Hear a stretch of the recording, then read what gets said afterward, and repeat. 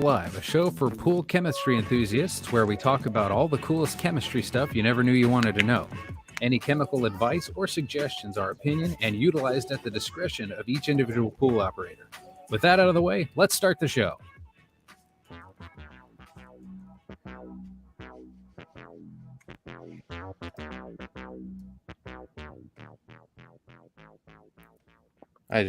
We'll go. We're ready? Okay, yeah. We're ready. Perfect timing. This is not scripted. Can you tell? We're live. We're live. Welcome to episode 2 of season 3 of The Real Scoop Live. Today, as you can see on the screen, we are talking about testing interference when the results just aren't right. And as usual, it is the illustrious Brett and the magnanimous with us today to talk about this phenomenon. So take it away, guys. Anytime I hear the word phenomenon, I just think about that Muppet song. Phenomena. Yeah. All right. Off to a good start. Yep. All business here. That's for sure. That's for right. Sure. Welcome to all the subscribers to RSL. We appreciate you being here and anyone that joined us live. And if you didn't join us live, thank you for watching whenever you're watching. So today is, it doesn't really matter what today is. It's July 2023. And we are going to talk about testing interferences. And this has come up increasingly, frequently, much more this year than before. And I think that there's a lot of, like we talked about in the last episode, there's a lot of ecological things that are going on that everyone thinks is creating testing interference. And in some cases it is, but there's also interferences that would happen last year, 2 years, or in a year from now, or even today. So we wanted to talk about those and what to look for as you're doing water samples, not only if you're a service company, but also if you're working in a retail store, if you're doing someone else's water test, or even if you're doing your own. All this stuff is important to know and to understand, especially when you're fighting a pool that's not responding for some reason. So a lot of this stuff could have been happening all along, and you may just not have realized it. So keep an open mind when going into this, because some of this stuff may blow your hair back. If you have hair. It didn't blow my hair back. Was it more evolved people lose their hair? Oh, thank you. Yeah, because you don't need it, right? No, just gets in the way. Okay, so today we're going to start off with pH, and really this is something that you're going to see. What we're going through with our schedule on this is we're going to go right through the typical test that you do when you do a water sample, whether it's a drop test, a spin lab, or whatever other kind that you're doing, a test strip. These are all things to consider. So we're going to start with pH because that's the one that most people recognize and know that how the importance of pH is to the balance of the water and the feel of the water. So Brett, one of the big things, and we've been dealing with this a lot, is the bleaching out of reagents. Yep. So if you think about chlorine, bleach, same chemicals, the same thing it's doing to your yellow underarms on your white t-shirts when you're bleaching your wash, it's doing to the color of the reagents when you're testing it's a gross example, but they'll remember it. You got butter pits. If you want to take care of butter pits, use some bleach. So that same thing is happening with your test reagents. So if your chlorine is high enough, it's actually bleaching the color out of the reagent. Now, that may not seem like that big a deal, but it is, because you're comparing it to a different color, typically on a comparator, or if you're using a digital one, it's using a record of what a color is to compare it against. So if the colors are bleached out because your chlorine or bromine are too high, you're getting inaccurate results and you cannot trust them. So it can be in as little as 10 parts per million of chlorine. And having taken quite a few tech calls this week where people had chlorine levels that were about 4 times higher than that, most of the readings that they were testing probably couldn't be trusted just because of that factor there of the bleaching out of the reagents that you're testing your water with. Another one is hot water. Hot water can interfere with how your results show off, specifically for chlorine. So if you're thinking about your customers that come into your retail stores, or if you're testing a sample in a pool that's 100 degrees, or people have left their water sample in the car all day and it's ripping hot when you pour it into the tester to test it, that one may not be the best one to test off of, because the high heat and the high temperature can actually cause interference and show wrong readings as well.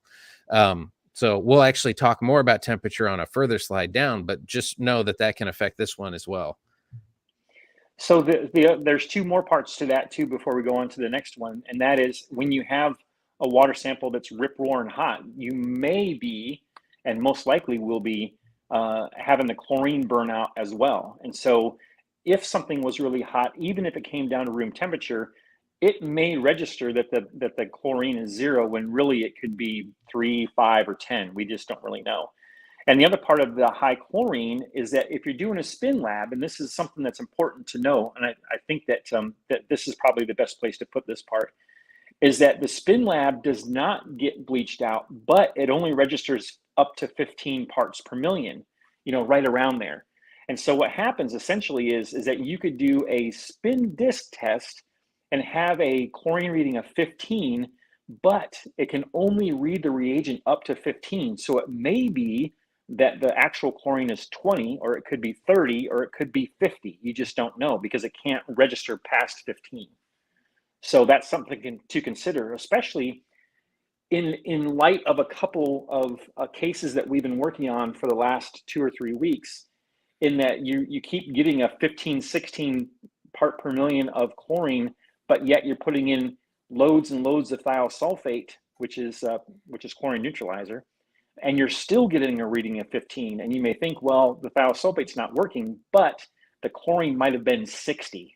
We just don't really know what people are doing in their pools, because when you're dealing with the public, sometimes they tell you what they think they want, what they think you want to hear, right? There it is. And so, yeah, I know you get it. I'm running interference today, so so that's just something to consider. Nobody likes to be called out when they're doing something wrong. So a lot of times they'll just tell you what they think you want to hear so that you don't call them out, and they're doing themselves a disservice. There's not a lot of people are going to judge you because something wrong is going on in your pool. Ultimately, most people just want to help to prevent it or to get rid of the issue. So don't be nervous about sharing the issues you have going on with your pool, because if you do have problems, you're probably not going to get them fixed unless you share what's going on. Right. The next one, and this kind of bleeds into a lot of the other ones as well. High levels of sanitizer like chlorine and bromine can cause any manner of tests to show incorrectly. Just like we mentioned before, it can bleach out the reagents. Now, if you're using a liquid test kit that has liquid reagents and you're dropping it into a test comparator, you'll see these a lot of times, commonly on pool decks. In chlorine levels as low as 10 parts per million, that can start to have an effect on the reagents. Now, on the powdered reagent test kits, and that Matt already mentioned one of them, the spin discs or spin labs, they're a little bit more stable. The powdered reagent is, but they can still have interference at about 15 parts per million. And so if you think about what Matt was talking about, where if you get 15 parts per million, but you're actually at 50, but it can only show 15, think about the level of interference that could be happening on that. I mean, we've had people that when they tested their water, it said they had a total alkalinity of 0. It's next to impossible to have alkalinity at 0. You're usually going to have some. Calcium, it's next to impossible to have a calcium of 0 unless you've gone to extreme lengths to get calcium out of your water. And it's so expensive. Water's clear. The water's clear, Brad. So is acid. I don't want to swim in acid. Nope. So there's a little variation between test kits and what types you use. So test strips, test labs, electronic testers, comparators that you hold up to the sun. It's going to have a similar theme moving through what we're talking about here with what can interfere with it, but just based on the stoutness of the test, the different variations of the reagents that they have, you might have a couple things that are specific to the test that you use. So depending on what you use as your primary go-to to test stuff, make sure you read the troubleshooting section at the back, because a lot of times in the manual, it will list out the common interferences of what you could be dealing with. So it lets you be more effective out on the field or at your retail store to tell people the right information. Matt, you want to talk about the last bullet point there? Yeah, there's two things I want to bring up. Number one, we're talking about liquid reagents and we're talking about powder reagents. So depending on what brand that you use, whether you're using the drop test or whether you're using, a Spin Lab or the little scuba DVD scoops or whatever, that's all fine and good. But there are people that are using test strips, and basically the rule of thumb would be, whether you know what the interferences are or not, or if you can even find the manual, or maybe the manual got wet, is that if you're getting colors as a result that are not on the color scale, you know that something is wrong. And so odds are that wrong, or the cause of those colors being messed up, is that you have a high chlorine. So there's lots of different ways. I mean, you can kind of figure it out. You can look at the interferences. You can put it into a search engine and see what exactly the cause is.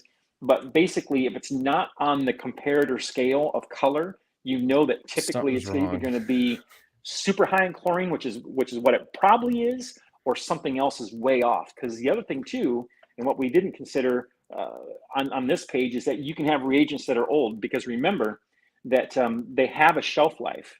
And so if you have not rotated stock, or maybe wherever you bought it from didn't rotate stock, you might be using reagents that are old, or test strips that are old, or someone that has a holdover from September and they close their pool and they open it in April or May and they want to use the same test strips, but the test strips went bad in November. Well, they're not really going to give you an accurate test. Now, or you let it freeze in your truck over the winter. That's true.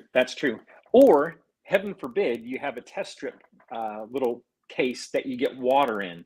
Yeah. Because that will ruin everything. So you might as well just throw them away if you get them wet. Now, here's one way. This is an old school way back from the dreaded 90s that you can tell whether your chlorine is super high. They're coming back. And it may not be that you even have access to this stuff, but there used to be a 2-bottle kit that was very cheap, that was chlorine or OTO along with pH, which is phenol red.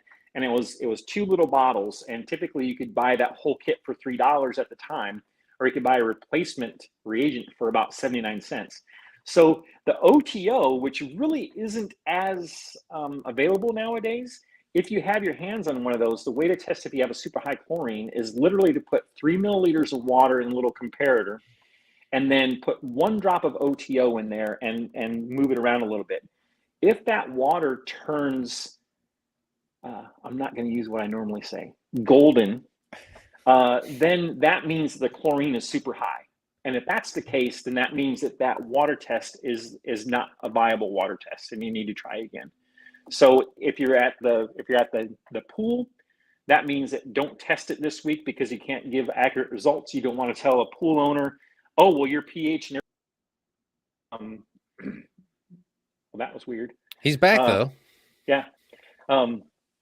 But so that's the kind of thing you have to make sure, if you think you're getting all messed up and you want to check to make sure it's high chlorine, well, that's the way to do it. So carry a little OTO with you, either in your pocket or in your truck, or if you have it on a water test sink, you can have it underneath the, where all the other bottles are, the stuff that you don't really test. So let's go on to alkalinity. We have talked about all these different things, all these different parameters in and out on different episodes. So if you want to know more about any of this stuff, I suggest that you look at our page at youtube.com/RealScoopLive, and that way you can see all kinds of different stuff that we've talked about. But basically, when you have interferences with alkalinity, the alkalinity typically, when you do the drop test, is going to be a different color, i.e. typically purple. Depending on how bad it is, it can also be yellow. And so, if you have any kind of, not green or red, then you know that you have an issue with something. Typically with high chlorine, it would be a bleached out version of that, right? So you can have typically yellow or actually, I think that the calcium is blue and the alkalinity is yellow instead of green and purple, if that's right. Something along those lines. Anyway, high levels of chlorine or bromine can bleach out the reagents and giving false readings. If you have a 0, like Brett said earlier, I mean, odds are you're not going to have an alkalinity of 0 unless someone has really gone crazy on the acid, or maybe put in too much acid or mistook acid for shock or something like that. But there's also, and this is not an interference typically unless you're trying to figure out the Langmuir's index and other things like that, which is adjusted alkalinity or carbonic alkalinity. So Brett, when you tell us about that. So if you have high levels of cyanuric acid in your water, that will actually give you a false high reading of total alkalinity. So there's actually a formula that you can use to find the adjusted alkalinity, which subtracts that cyanuric acid interference. The quick and dirty version, there's more precise ones, but the quick and dirty one is take your cyanuric acid level and divide it by 3. And whatever you get there, you subtract from the tested total alkalinity reading. So that's confusing as all get out. So your total alkalinity tested at, let's say, 150. Your cyanuric acid was at 90. So 90 divided by 3 gives you 30, right? So you take the 30 and then subtract that from the tested total alkalinity and you get 120. So you're on the high end of where you want to be, but you're still technically okay. Read up more on that one. We've talked a bunch about adjusted alkalinity, but just keep in mind, if your if your cyanuric acid is way high, your alkalinity is probably testing higher than it actually is. That's the easiest way to remember it. And this really comes in when you've got particularly homeowners that I like to call them type A personalities, where they don't let things go, because generally we like to hang out within a certain range. And if it's not at that perfect ideal spot, they will fret about it and they will add stuff over and over and too frequently and too often until they turn their pool into chemical soup and then have real problems. Your pool needs time to actually incorporate when you're doing chemistry changes. And a lot of that has to do with the flow of the water. And we're going to talk about that on a later Real Scoop Live. It's not just chemistry. How the pool runs and how it functions and flows has a lot to play with that as well. So total alkalinity, we got that one. Remember, if your cyanuric acid is too high, you've got other problems, but it's also probably throwing off your alkalinity reading as well. Calcium and total. Yeah, we kind of talked about this. I was hoping that we were going to go to cyanuric acid since you're talking about adjusted alkalinity. And but the thing about it is that when you're testing for calcium and or total hardness, what you need to consider is that the total hardness doesn't necessarily mean that that's all calcium. That's everything that causes hardness in the water. So you may not have a calcium reading of 300 when you have a total hardness reading of 300. Your calcium may be even less than that, because remember, calcium just likes to hook up with anything. And so there's calcium mixed with all kinds of different components or different, I'm not going to say contaminants, but different things that are in the water. But then there's also other metals and minerals that would be considered hard. Like and so magnesium. Yes, all kinds of stuff. So calcium just typically is the main component of total hardness. So when you're doing a sample or when you're using a test kit, make sure that you know that if it says total hardness or total calcium, that it's testing the right thing. And remember, we were just talking about just a second ago, is that when you're doing a calcium test, typically I think it goes either purple or blue, and if the calcium or the chlorine is high, then it goes pink. And so if it's something not on the comparator color chart, then you know that the chlorine is really high. And you're probably going to know it from other parameters before you even get to this one.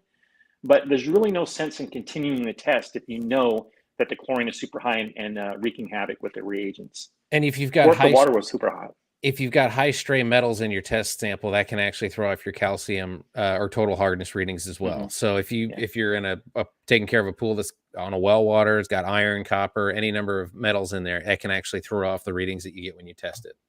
Yeah. Here's your cyanuric acid. Oh, I love it. I love it. We could actually do a whole thing about this.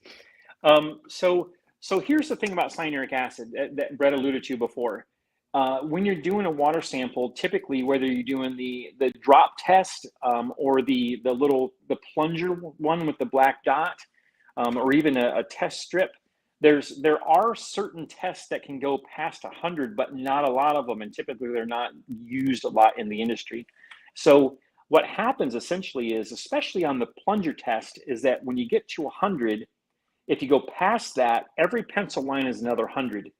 And so what you're looking at essentially is that when it goes past 100, it's not 115 or 120. It's not something that you guess. It's literally 100, 200, 300, 400, 500, 600. And believe it or not, that happens.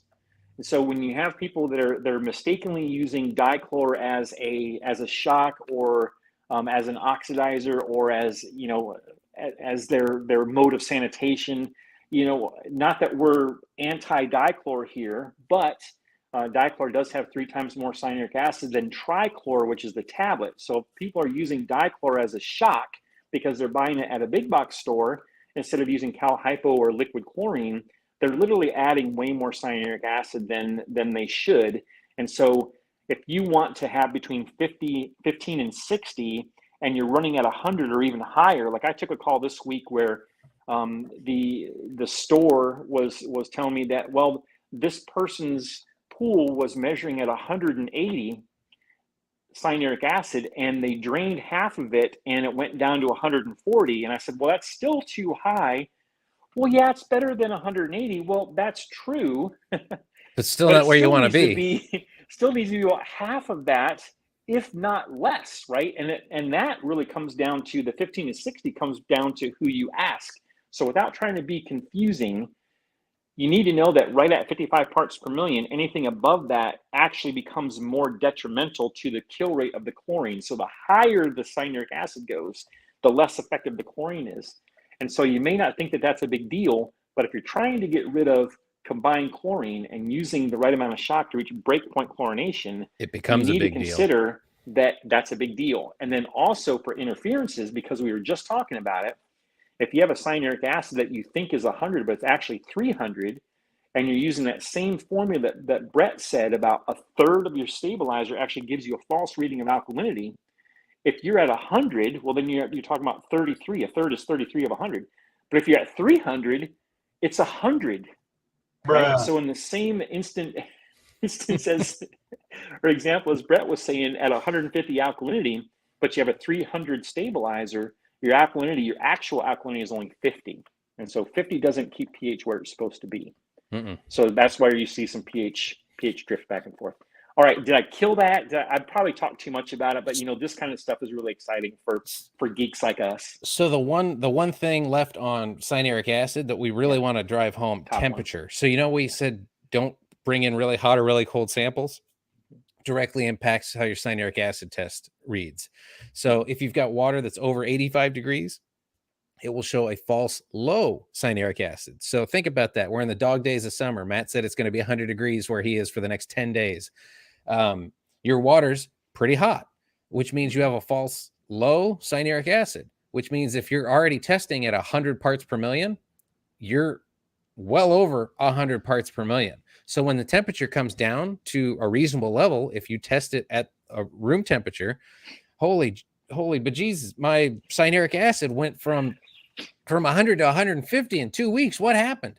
It was always at 150. You're just testing it more accurately now. The inverse is true as well. So if you're under 65 degrees, it will show a false high cyanuric acid. So you're getting your pool started at the kickoff of the season. If you're an area that actually winterizes and closes pools where the temperature actually does get low, if you do your initial test and you're seeing 70 parts per million of cyanuric acid and you're testing in the water at 50 degrees, you might let it come up to room temperature and test it again to get a more accurate gauge, because you may not need to dump as much water as you think you do, if you need to dump any at all.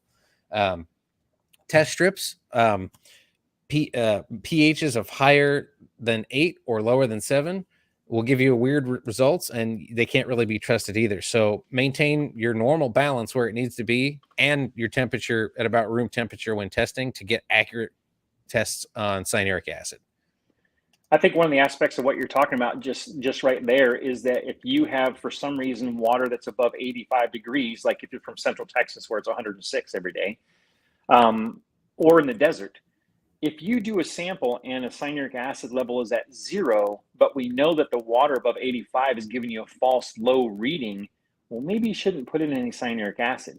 Maybe check to see how long the chlorine lasts, especially if you're using liquid chlorine or cal hypo. And if it's the normal amount, well, then that probably means you don't need any cyanuric acid. So you don't have to guess, right? Because you can't get rid of cyanuric acid despite what, I mean, you can with certain products, but there's a lot of hoops to jump through to get them to work as well as they need to. Testing isn't just reading reading a Yeah. printout. It takes contextual clues and a little bit of critical thinking, because there's common sense in here.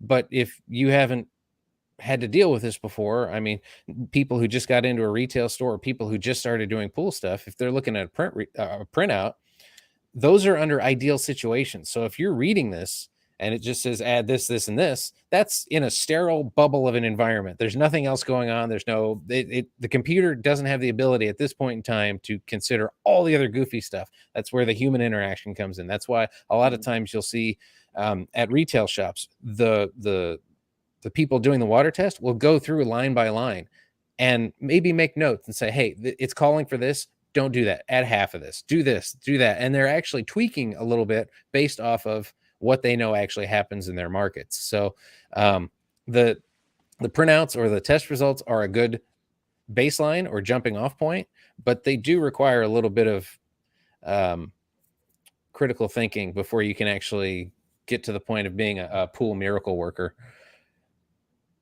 I think. Yeah. TDS and salt. This one's a quick one, so I'm going to go through it fast. When you put salt in the water, it increases the TDS. So your TDS is going to be artificially high in every saltwater pool. What's a common level of salt in a pool, Matt? 3,000. Okay. So what do you think your TDS will go up by? Well, it's going to probably go up to 3,000. Hey, look at that. 3,000. So, and the other point of this too is that TDS is going to be different in areas that are experiencing drought. It's going to be in different areas that are experiencing very hot temperatures. I know for a fact that around Lake Havasu that there is about 9 feet of evaporation per season. And so if you have a 6-foot pool, you're pretty much filling your pool 1.5 times, but yet you're not getting rid of any of the dissolved solids. And so when you're testing and you see a high dissolved solid reading and you might think, oh no, I need to drain some water out, make sure to test the salt too, and then minus the salt from the TDS, and the difference is what you need to worry about. So the other part of that too is that calcium is a dissolved solid. So if you want to take the calcium out, take the salt out, and then whatever's left over is the stuff you have to worry about. So typically if it's 2,500 parts per million higher than whatever your source water is, that's when we need to worry about it. So just take all those things into consideration. Beating a dead horse here, temperature, high or low, can have an effect on a bunch of different water tests. So let it get to room temperature. What we would consider that between 70 and 80 degrees, kind of a nice vanilla. 70 to 80, and then 7.0 to 8.0 on the pH. And if you want to get even better, I mean, 7.2 to 7.6, 7.8 around in there. Yep. That gives you the most accurate test. And this is the one that we're kind of excited to talk about a little bit. Matt, I'm going to let you jump on this one because you were pretty animated when we were talking about it earlier. Okay, so, and the funny thing is we had a discussion about this particular episode being one of the shorter ones, and here we are at the 28-minute mark. So I will kind of go through this fast. Here's the thing. When we talked about combined chlorine before, we talked about breakpoint chlorination before, and how getting rid of combined chlorine has to do with breakpoint chlorination, but there's so many other factors that you have to consider in order to get enough chlorine in there, enough effective chlorine in there into the pool at the right time to literally gas off that combined chlorine. And so typically if you haven't watched some of the other episodes that we've done, breakpoint chlorination essentially is finding out what your combined chlorine reading is and then effectively putting in 10 times higher that amount of a part per million of chlorine. All that you need to have it all at once. The problem is if the pH is off low or high, if the cyanuric acid is high, if there's a high contaminant load in the water, then that formula doesn't really work. You have to get more and more and more. Now, there's another phenomenon that has to do with that, and this is kind of going down the rabbit hole, but it's very important because it's very apropos for this season right now, and that is chloramine breakthrough. When you talk about chloramine breakthrough, essentially what happens is in a water sample, when the combined chlorine gets to 2 parts per million or higher, and the higher past 2 parts per million, the more this has a chance of happening, is that you can actually have a free chlorine reading and a total chlorine reading read exactly the same because of the chloramines and what the chloramines do to the reagents. and that's called chloramine breakthrough. So there may be a time when you can smell chlorine in the water, or maybe people's eyes are hurting, or their skin is itchy and things like that, and you do a water sample and you have a free chlorine of 5 and a total chlorine of 5, but in reality the free chlorine is 1 and the total chlorine is 5, but the combined chlorine, since it's 4, which is above 2, actually makes the reagents read differently. So and when they read differently, they come together and are the same color. To give a little context to what Matt's saying, combined chlorine is technically still an oxidizer. Mhm. And in certain instances, it is used as a sanitizer, as a combined chlorine or a chloramine. Especially in metro water systems. So if you do have a high enough level of combined chlorine or chloramines present in the water, it's throwing off the test result because it's oxidizing. It's doing what it's intended to do, but in a pool, it's not strong enough to do what we need it to do to keep the pool safe and clean and ready to run. So it could show you don't have any combined chlorine, but you could have a boatload, and the free chlorine that you have can't deal with the amount that's in there. Right. So you don't even know there's a problem, except there's problems in the pool. So when those people come in and say, I've got this going on with my pool, I've tried everything, or I've tried nothing, and I'm all out of ideas. That's the kind of thing that we're talking about here, because the test wouldn't show anything's wrong. Common sense wouldn't say anything's wrong based off of the test that you're dealing with. So this is where this kind of weird information that we get excited about comes into play, because we're trying to get this out there so other people know about it. You could have a pool that has problems, all the tests read perfect, and 90% of the calls that we get are, well, all of my tests are perfect, but you have problems. Okay, that doesn't happen all that often. When it does, it's kind of a really weird one that gets us excited to talk about it and troubleshoot. There's something awry, something's going wrong. So the best part about non-chlorine or chlorine-free shocks is there's no downside. You add them and they break down combined chlorine. You add them and they prevent the formation of combined chlorine. That's why we have a nice picture of OxySplash in our shameless plug down here in the corner, because it's a non-chlorine or chlorine-free shock. It breaks down chloramines. It prevents them from forming in the first place. Kind of a big deal, because if you don't have combined chlorine, the free chlorine that's in the water is working for you. It's getting it done. Sorry, I didn't this steamroll. Episode, that's okay. This episode of Real Scoop Live is brought to you by OxySplash. Yeah, there it is. The best chlorine-free shock to get rid of and prevent chloramine breakthrough and combined chlorine issues, and reach breakpoint chlorination without having to use a ton of chlorine. Because the nice thing about OxySplash is that it doesn't change the water chemistry. You don't need to reach breakpoint chlorination. You can still swim while everything's happening. And it's only a pound per 20,000 gallons. That's a heck of a product.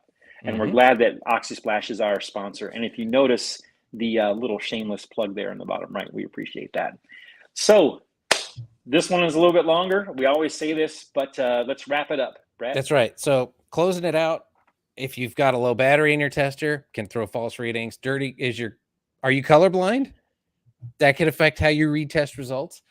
Dirty comparators. I've seen this a lot with service guys that have used the same test blocks for years. You should clean them out every once in a while. And you know what? If they're really bad, throw them away and get a new one. You can't test if it's so foggy that you can't read or the sun can't penetrate through it. Are they expired, like Matt mentioned earlier? Does the electronic gizmo that you're testing the water with have firmware updates? Do you have calibration discs that you have to do? Do you have to do it every so often? Read your manuals. That really has a big impact on what you're testing. How are your reagents held or added? If you hold the bottle cockeyed a little bit, you're putting in more reagent than you need. It's supposed to be straight up and down and vertical to have a controlled drop size. So if you go off to the side a little bit, it's actually giving you a different reading than what's going on in your water. Makes it harder to read for sure. Make sure if you're doing discs to test with those, fill the disc up to the proper amount. Don't shoot under, don't go over. It has an impact on how those things work. And the surprised lady here is trying to drive the point here.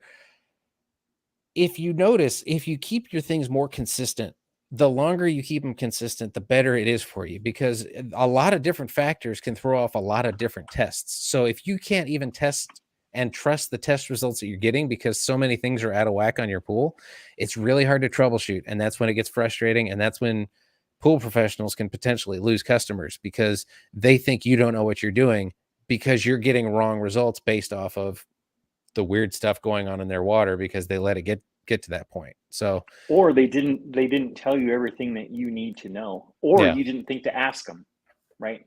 so So a lot of times that happens. And just to let you know, if you go this way and that way, the surprised lady's eyes really follow you, kind of like a haunted house painting. oh, that's It's creepy. really kind of weird. So let's go to the next screen. The next screen. This is the next screen. That's it. All right. We did it. Another successful Real Scoop Live is in the books. We really appreciate you guys tuning in and watching it whenever you watch it. If you would do us a favor, please like and share as much as you feel comfortable with. And we will be back in another week, and we're going to talk about something really cool. That's right. That's right. And I think it's going to be filtration and hydraulics. So that may not seem like something that you would talk about on a chemistry podcast, but we found this year that there's been multiple times when the water has been balanced and for some reason the water still doesn't look right. And so we thought that it was very important to talk about the different things to consider when you have water that doesn't seem to be responding even though it's balanced. So that's next week's episode here on the RSL channel on YouTube and everywhere else. So Stacey, take it away. Have a great weekend, everybody. That's a wrap. We will see you next week, Friday. We go live at 10 a.m. Eastern time across Facebook and YouTube. And like Matt said, if you can't catch the live, you can catch the replay on both platforms and on our Spotify channel. Have a great and safe weekend. Bye-bye. Bye. Nice.